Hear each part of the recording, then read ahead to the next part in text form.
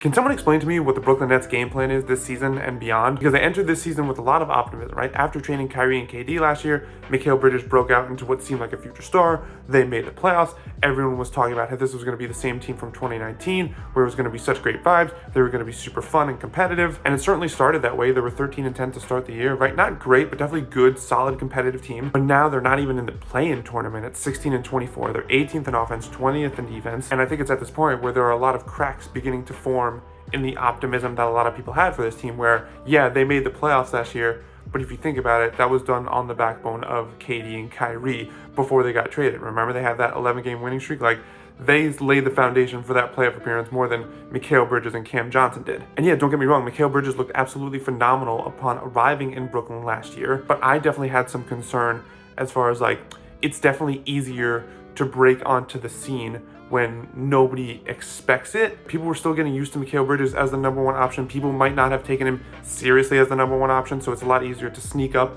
on opposing defenses who are still trying to think like, can he actually do this? I think the game plan changes when you're like officially locked in as that number one guy, which Bridges is this year, and we're seeing that he might not be built for that role. His scoring has gone from 26 points a game last year in Brooklyn to now 21, going from 53% to 50% on twos, 37 to 34% on threes. Turnovers have gone up from 2 to 2.5. There's no shame in saying that a guy might not be capable of being the number one guy, but it's a realization I think the Nets have to admit. And the reason this situation is particularly frustrating for the Nets is because the answer for most mediocre teams would just be, well, blow it up, start from scratch, hit the reset button, let's improve our draft pick and go from there. Nets don't have their draft picks, so I admittedly can't say I know what the Nets should do because they don't really have the chance to bottom out. But what I will say is that they have a lot of attractive pieces that a lot of teams would be willing to give up pretty notable assets for, like a Mikal Bridges, Spencer Dinwiddie, 3-and-D guys like Royce O'Neal, Dorian Finney-Smith,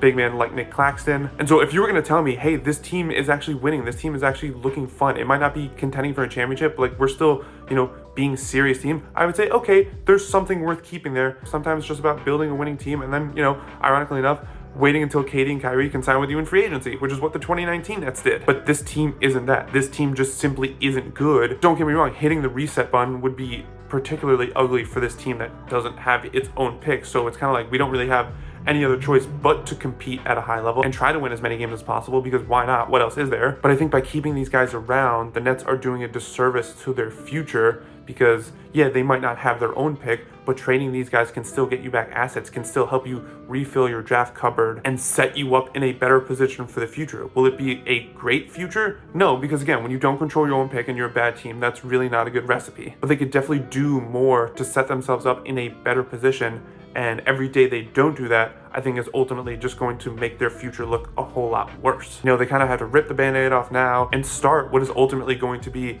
a really rough time in the franchise earlier so that they could get to the prosperous time sooner.